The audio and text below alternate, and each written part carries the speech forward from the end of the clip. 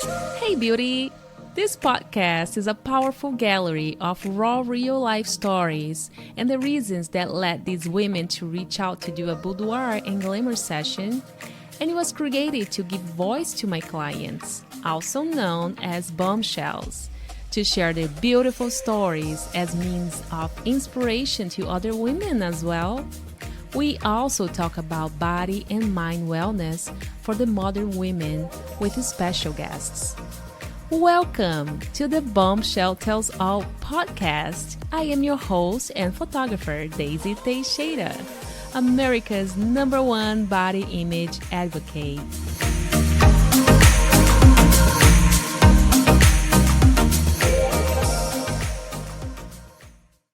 Hello, beautiful bombshells. This is Daisy Teixeira. I am your photographer here with Boudoir by Daisy Photography Studio, and I always have the best bombshells here.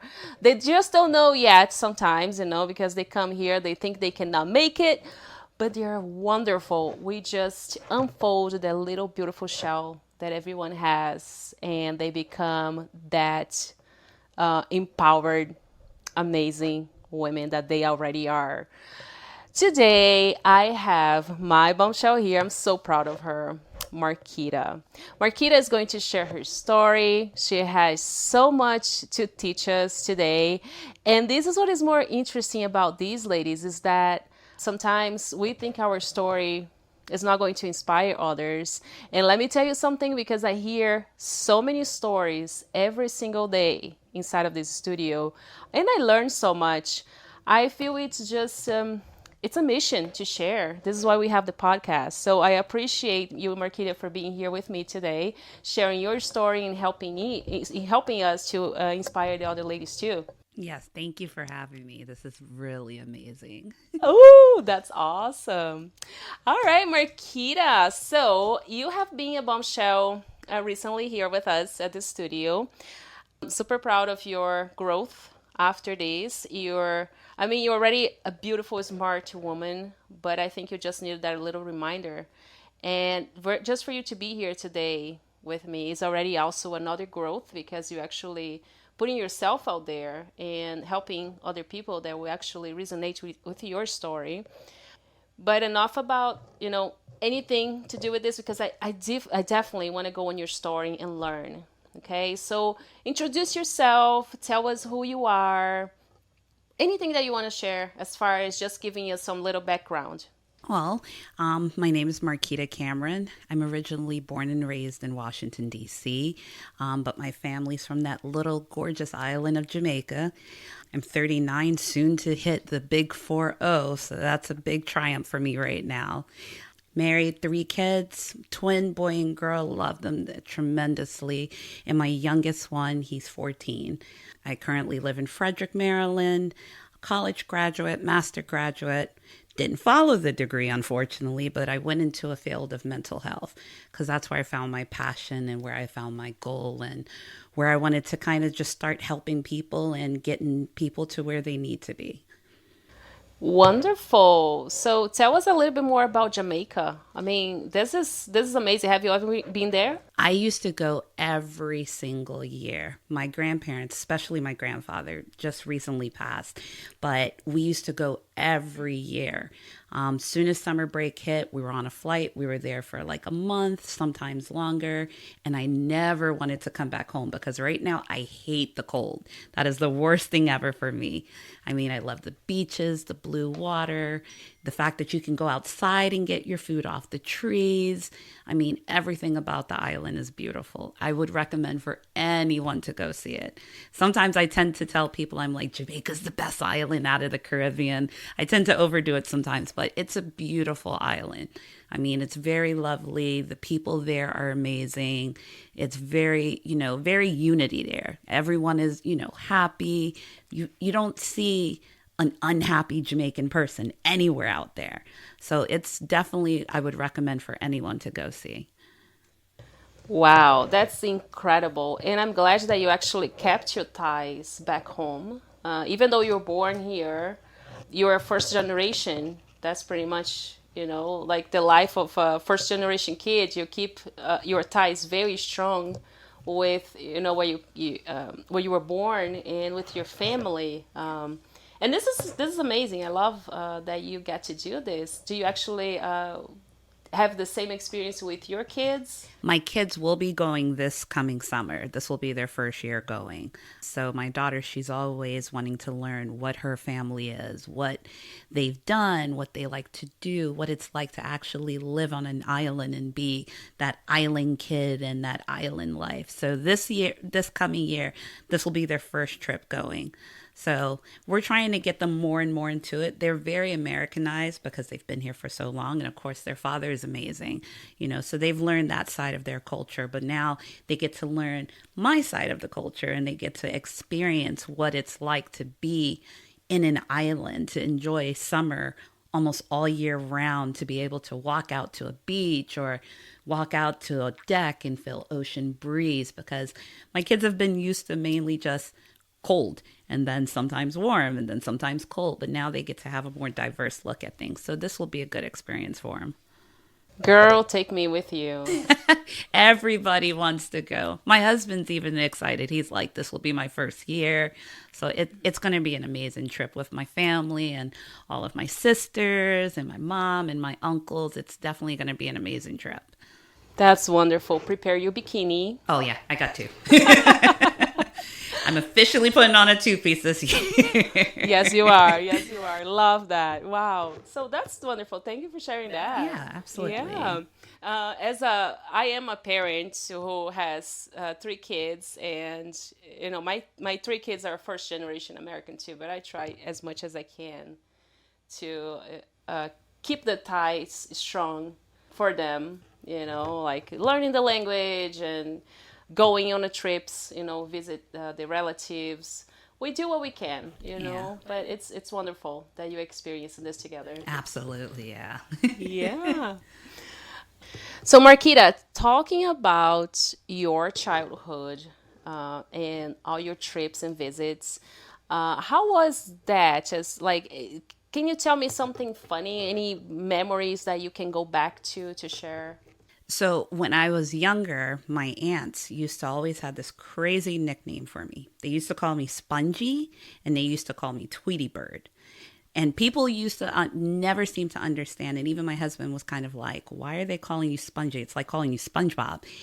So what my aunt used to tell me, that all the grown-ups would be sitting and they would have like their normal grown-up conversations. And I was that kid that's just sitting there just listening. And it was like I absorbed everything that they were talking about. That sometimes there was stuff I shouldn't have absorbed as a kid, and I would end up repeating it back. I mean, of course, I got myself in so much trouble all the time. But she said, you're like a sponge. You absorb anything going on. You don't know your place as a kid. And then she would say that I was a Tweety Bird because I talked too much. Everything I absorbed came right back out my mouth and it's all the time. So those were my nicknames when I was a kid. And my mom used to always say, she was like, she never knows when she's supposed to keep her mouth shut. So that was one of the crazy things that I was known as a kid. Even when I got into high school and then, of course we were like set up emails and, do your personal stuff that you have. And I was like, my email's going to be Tweety Bird.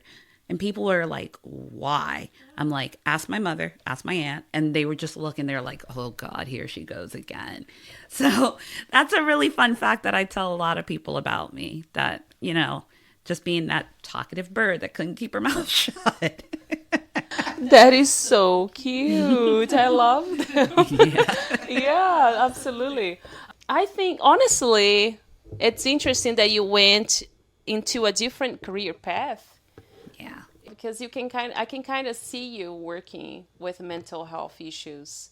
You're there to listen, but you're also giving that advice when needed as well. And so in a way, I think our personalities, they do tend to bring us closer to where we are supposed to follow our mission.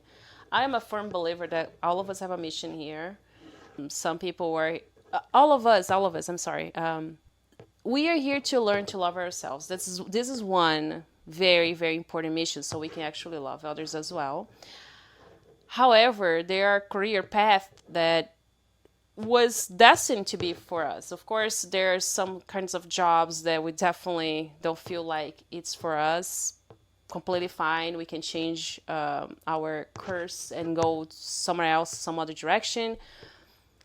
But you kind of feel when you're in the right place on the right time. At least I have that impression. Is that the same thing with you? That was for me and still is today. When I was a kid, I my father was in the military. So I used to watch this show called Jag, and it was about a military attorney. And every time I watched it, I always said, that's what I'm going to be. I'm going to be that attorney. I'm going to be that military Jag. So I always loved law. I mean, from mysteries to legal stuff to the courts, that was like, oh my gosh, that's what I want to do.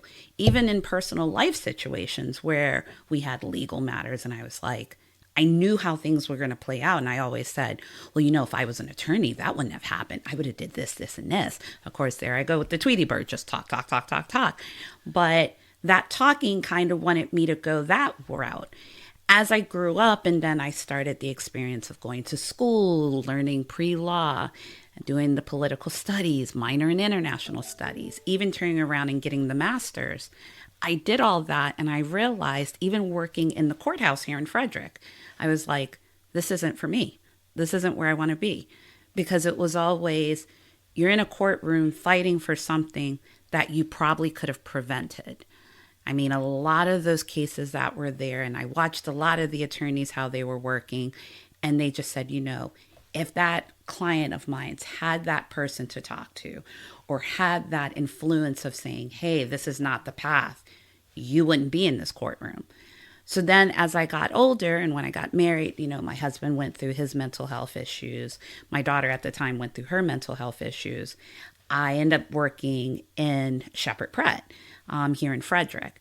And I watched how the people worked in there. Now, mind you, I worked behind the scenes for a bit. And I was kind of like, I want to help people. Like, I see those kids that are there and I'm thinking to myself, I need to be able to prevent these kids from ending up being those criminals in the courtroom or end up being those cases that I was watching all the time. So then finally, I went further into, the mental health field. I moved to a different agency. I became more involved with them. And then I realized that it became my passion, not because I had my own personal stuff. I mean, of course, everybody's going to want to help their family or their kids in any way necessary.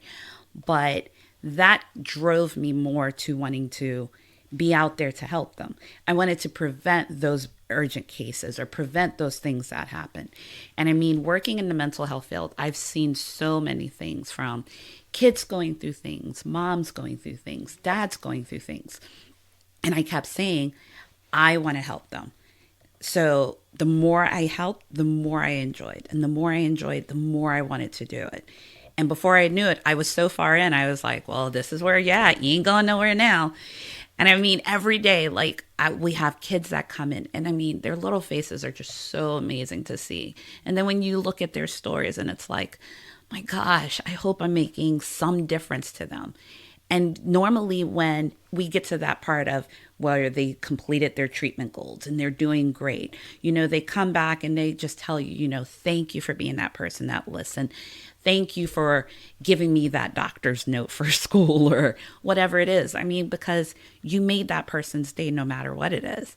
I mean, even today, I still have tons of parents that I, speak with, off and on, that sometimes they have their issues here and there, because everybody's going to have their issues. But, when they need that voice to listen, they call. And usually I'm that first one they get, and they're just like, I just need you to listen. That's all I want from you. I don't need an appointment. I don't need the doc. I don't need this. I just need you to listen. And that's what I do. I just listen, and it makes that day for them. So that's why I kept going with it. That is so amazing. I I see this here in the studio as well. I think sometimes people, they need some time to have some, like, they need someone to listen to whatever, issues they're going through. Sometimes don't you feel like even when you go to a hairdresser, the hairdresser kind of, hears all your story, already knows about everything in your life. You need to talk. We are social people. And unfortunately, I feel like there is an epidemic of solitude, not only in America, but in the world in general. People are more social on social media. They are everywhere, social, like socially speaking, as Facebook, Instagram, but they're not everywhere. They're not having the human contact that they need. So works like yours are definitely something that are necessary in modern society. That's for sure. Yeah, especially today with the way, COVID happened and everybody, mental health became a big thing once COVID happened because we were all confined to our thoughts and what we were feeling and what we're going through. And then finally, when the world kind of opened back up, we saw everything for what it was, what people had on their minds. Because I mean, throughout the day, we go to work, we go to school, we go here. You never really paid attention to what was on that person's mind. And as bad as COVID was, it opened our eyes more to look at things and say, hey, talking is where we need to be. We need that social communication and interaction with each other to get to where we should be. So that it became a big thing for me. It really, really did. I'm so proud of you. So proud of you. Like just to listen to your life story, your career path. First, you became a lawyer, and then from there, you went to mental health. Like helping others. That's what you're doing. This is what you're doing. For some reason, I still feel like going through law was necessary for you to reach where you are because you had been in touch with people that actually could have been, like you say, like those problems could have been prevented, right? Yeah. So definitely, I think it gave you a different vision than many other people would have if they just went straight to, where you are now. Right. Wow, wonderful. Yeah. Wonderful. So I feel honored to be here with you. So thank you for sharing that, Marquita. Now I want to get to know you a little bit more on a personal level, going, boudoir style. What is something that makes you feel sexy? Appearance and confidence. That has grown more since the boudoir shoot and the session. Just being able to look in the mirror and just say, dang, you are good looking, and having that confidence to feel good looking. Those are like the biggest things that make me feel beautiful, make me feel sexy. Of course, I mean, I've heard my husband say, oh my God, you're so gorgeous. And ever since the whole session, he's just like, man, you're sexy in red and you look good in this. But it's being able to look at myself and actually notice that now. I mean, like we were talking before, I look at myself differently. Colors seem different to me. Wearing something other than black or white or brown, I'm like, let's throw some red in there. Let's throw some purple in there. So it's that confidence that I think is the most sexiest thing that anybody, man, woman, could ever have about themselves. So that's one of my biggest things for me. Wow, I am appalled. Like this is incredible, Marquita. Wow. So share with me then how was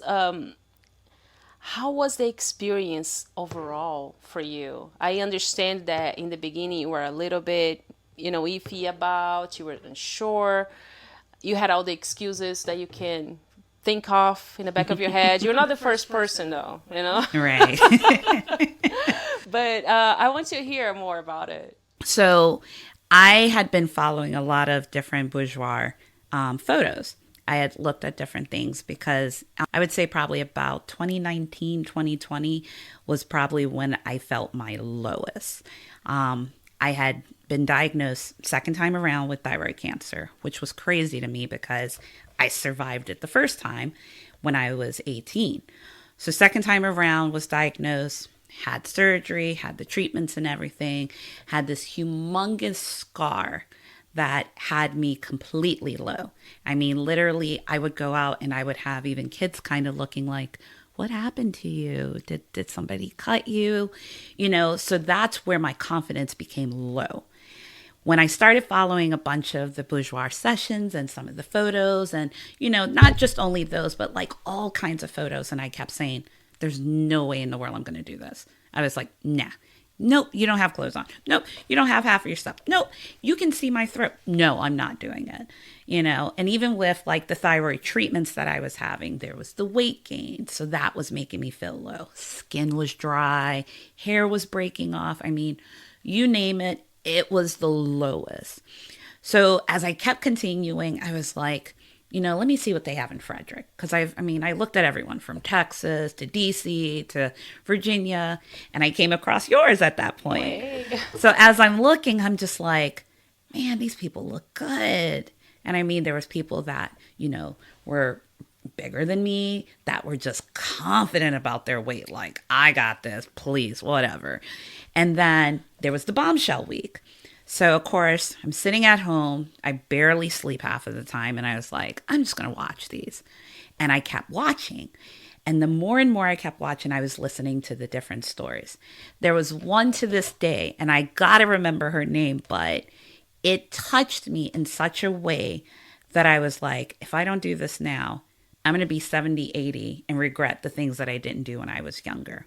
I remember her telling her story. I think she was like in her late 50s, early 60s, and how she kept saying, she had the low confidence. She went through the divorce. She was going through all trials and tribulations of things. And I just kept listening, and I had started asking questions like, what made you do this? What did you do? How did you feel? What was this? I became intrigued because I saw me in her.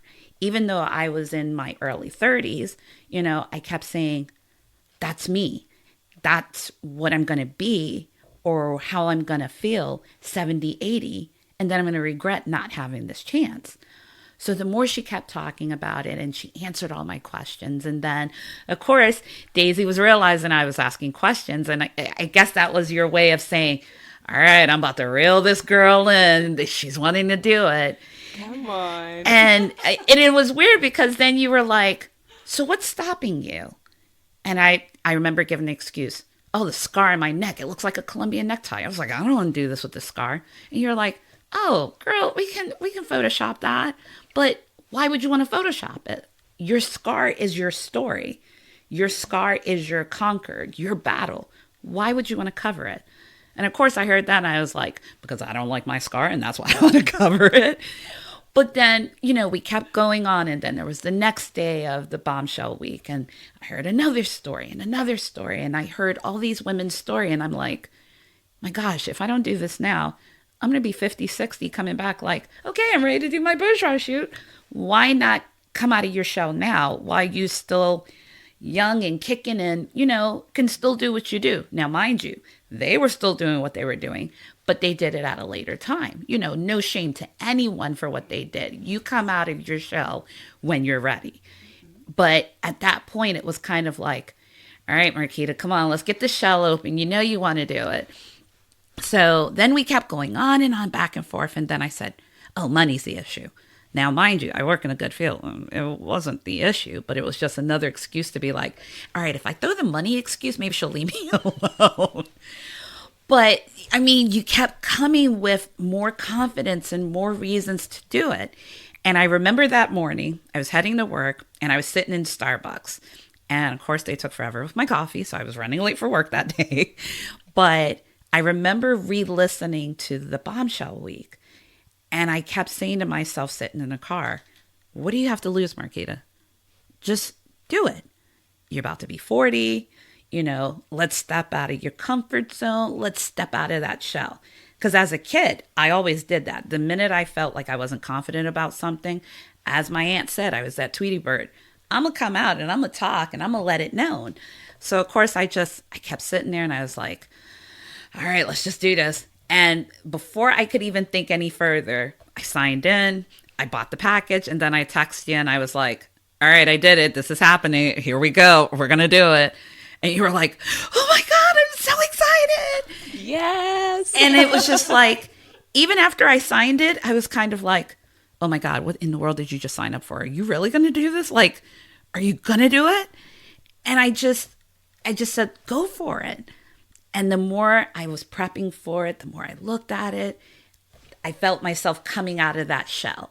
I became more confident. It was kind of like, all right, what colors are going to work? How's this going to look? And I started talking to my friends about it.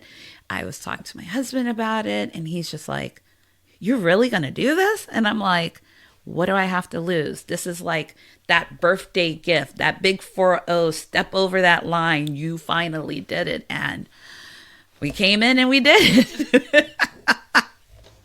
I love this. It brings them good memories. I'm like, Marquita, stop the excuses. Because there was tons of them.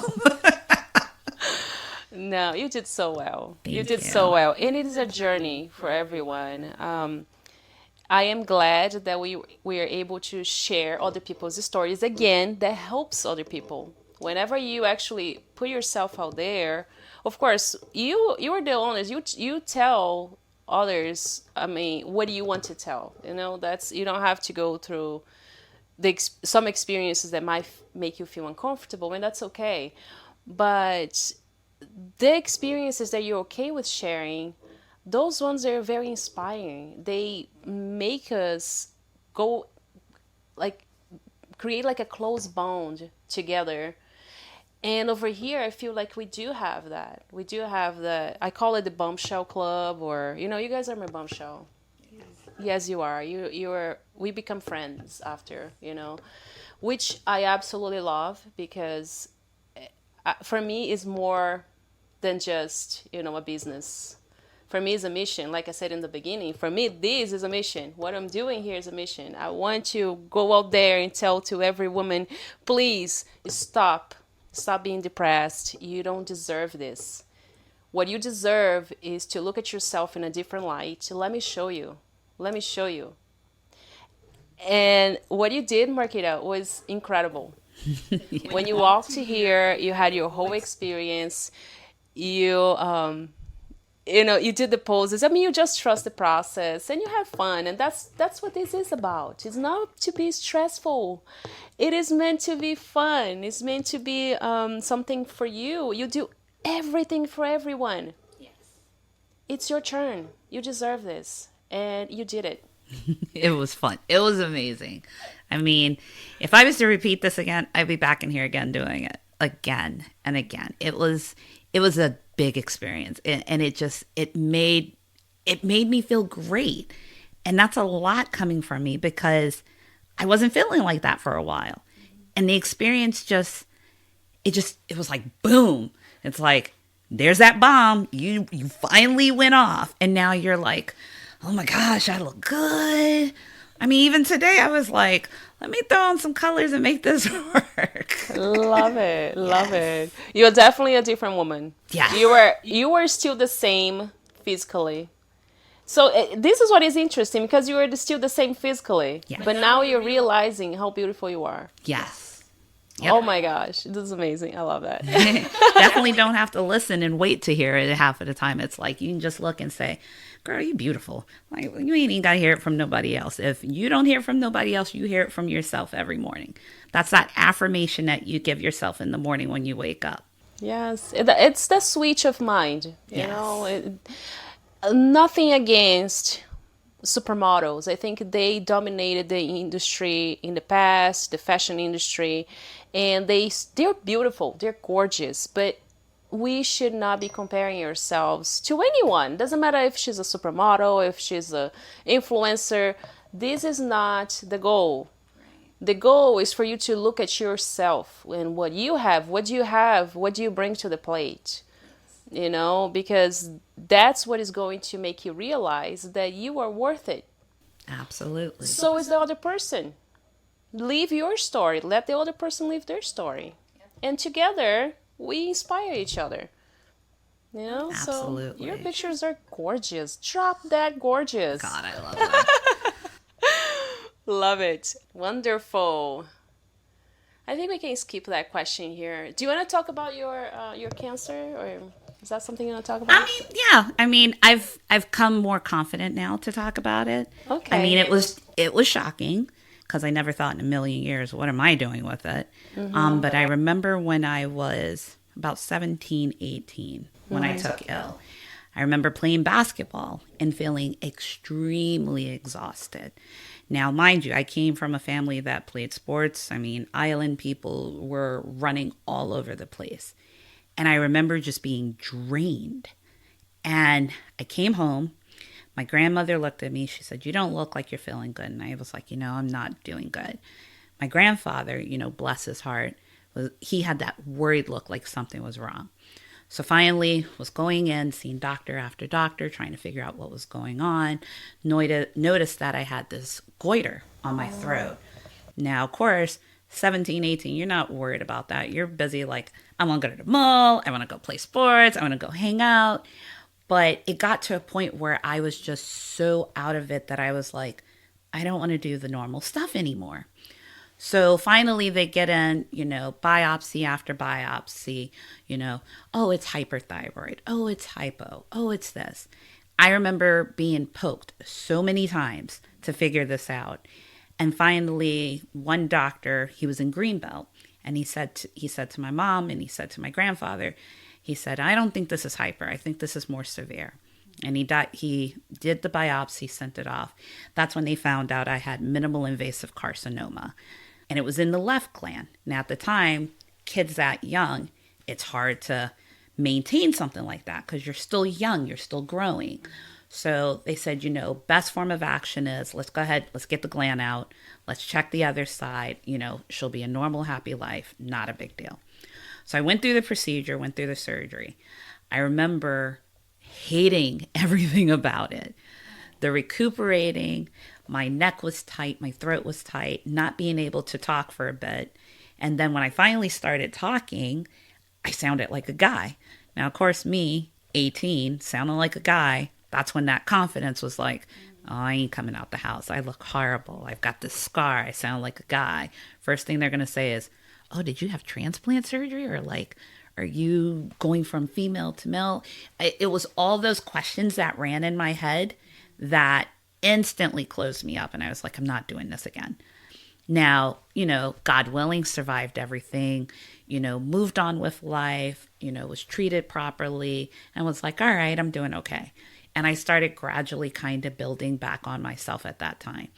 Met my husband at the time, and I remember we were working in movie theater and I was always like, have my shoulders up, making sure people don't see my scar. And he came to talk to me. And I'm looking at him like, why do you want to talk to me? I'm like hideous right now. And he was just like, you know what? You're gorgeous. You're really pretty. And of course he says, so what if I asked you out today? My dumb answer was, well, depending on what day it is, because today is not a good day. But he was confident and he came back and, time is what it is. And, we've been together for years. So then second time around when it happened, I did the adult thing. We had kids, got married, we bought a house. And I was like, all right, I did the perfect life thing. So literally it was August of 2018. We closed on our house. 3 days later, I was in work and I could not swallow anything. Was trying to drink water, trying to drink soup. And the doctors in my office were kind of looking at me and they're just like, you don't look good. I said, I really don't feel good. Now, I wasn't thinking, oh my God, did this just come back? Because I still had one gland left. And I was like, there's no way this is coming back. And the doctor looked at me and she said, I want to send you to a friend of mine. She's excellent, best one in the area. Her name was Dr. Hakeem. I said, all right, fine. Not thinking, oh my God, this thing came back. But I was like, all right. I sent over my paperwork. I sent over the images they took. And when I looked at the images, I realized, oh my gosh, there's that goiter again. And I seen it and it tore me up. Because what a lot of people have known of cancer and people who have went through those things was that the second time around is not the best one. So I was kind of like preparing for the worst. Like, we're going to do chemo. We're going to be miserable. We're going to be sick. My God, you just bought a house. How are you going to get through this? But then I went in, saw the doc. Of course, she looks at me and says, this is what it is again. So took it back on head stride. I was like, let's get through it. Let's just do it. If I make it, thank God, God willing. If I don't, hey, you lived your life, Marquita. You did what you had to do. But, with all the prayers, family, and all my friends, I made it again, and went through it, and here I am again. So it was definitely a different experience. You look at life differently. You look at family. You look at your kids differently. You tend to love more because you never know, is this your last day? So it was definitely a different experience for me. Tomorrow is not guaranteed to anyone. Absolutely. Yes, but I am certain that I was mentioning this to you earlier. Like, we do have ways of learning lessons in here, all of us. If we are here on this planet, if you're here, know that it's something for you to learn, because this everything here is temporary. Yep. Everything. So whatever that lesson brought to you, Marquita, as a person, it does teach me a lesson too. It teaches me that tomorrow is not guaranteed. We want to look at life with different eyes. And because we don't know what is coming tomorrow, we have to live every day as, we don't know. Like, when am I going? I don't know. It could be tomorrow. It could be, in 1 week. It can be when I'm 80. Right. Doesn't matter. Do the best you can. Be here. Help others. Help yourself. Help yourself. Live a fulfilling life that you can actually look at things with color, like you mentioned before. So it definitely teaches me that lesson to not take things for granted. Absolutely. Absolutely. Wow. Wow. And I am glad that you were here. Your scar is beautiful. Thank you. It tells a story. Yes. That's what it is. I don't see it differently. It's beautiful. Yeah. It's like your beautiful color that you have that reminds you every day of that lesson. Be proud of it. Absolutely. 100%. I love it. It's beautiful, Some scars, they show, some don't. Yeah. This is the thing. Yours is there to remind you every day. I love that. I love that. Thank you for sharing that too, Marquita. Wow. Very, very inspiring. So with that being said, do you have a motto or a favorite phrase that you go by?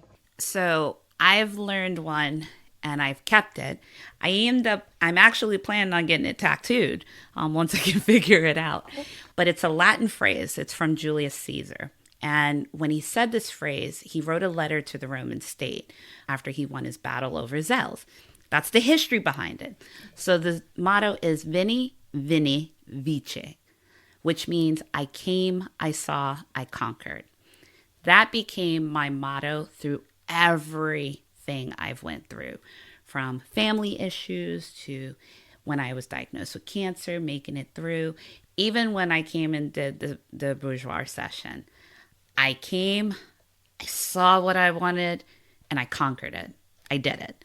So that is my motto. I've lived by it day in and day out with everything that I do. You go, girl. Wow.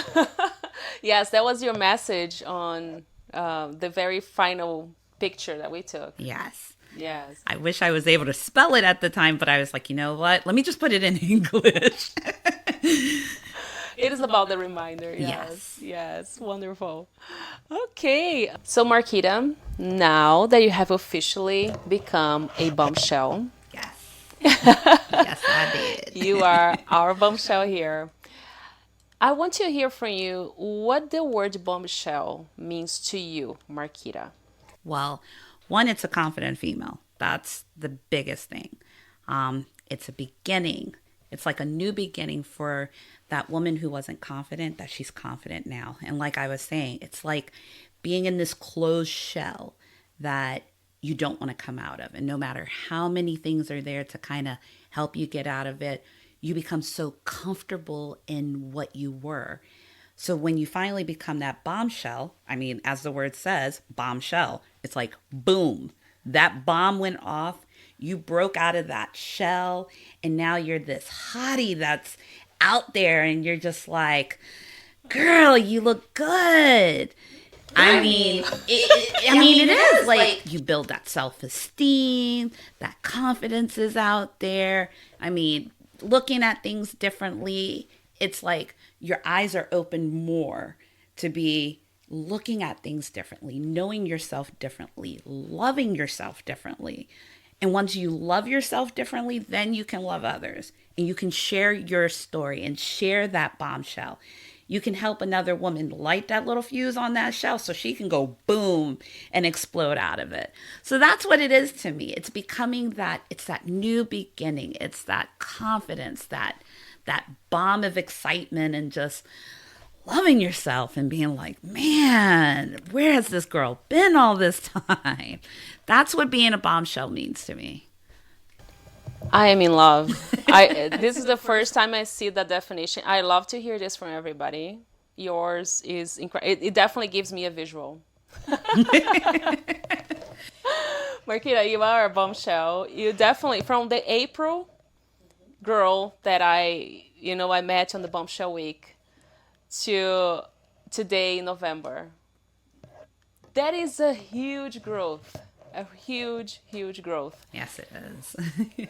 And I feel so honored that you allowed us here to show you that because you're beautiful. Thank you Incredible. so much. Smart, kind, uplifting. Yes. So you keep doing you, keep being the best version that you can be every single day. And it's okay. Sometimes we feel tired too. I feel tired too. Everyone does. Yeah. Recharge and go back again. But from here on, you gave a big jump. Keep going. Okay? Keep going. And I love you. I love you so much for this, Daisy. I mean, the skies are the limit at this point now. And you've made me look at it like, girl, go for it. You got it. You got it. You are amazing. I mean, for any other female out there who definitely, is rethinking it, do it. What do you have to lose? Life is too short. Tomorrow's never promised. And girl, you probably look good anyway, so just go for it. Exactly. Listen to Marquita. Thank you so much, Marquita, for being here today with this episode. I absolutely love your story. Thank you. Ladies, listen to Marquita. She has been through it all, from her early teens to, her as an adult here. So it's a beautiful journey to follow along. And I wish that all of us could experience this growth that she's experiencing here. And you can. It's a matter of really giving that one step. Okay? You got this. Thank you, Marquita, again for being here. Thank you for having me. This was amazing. Absolutely. Thank you so much for listening, Bombshells, and we'll see you on the next episode of the Bombshell Tells All, the show. Bye-bye. Bye. Ladies, thank you for listening to today's podcast. Please don't forget to share the positivity and love with your friends by subscribing and sharing this message so we can continue producing more content for you. And remember, self-love starts within. I am your host and photographer, Daisy Teixeira, with the Bombshell Tells All, the show.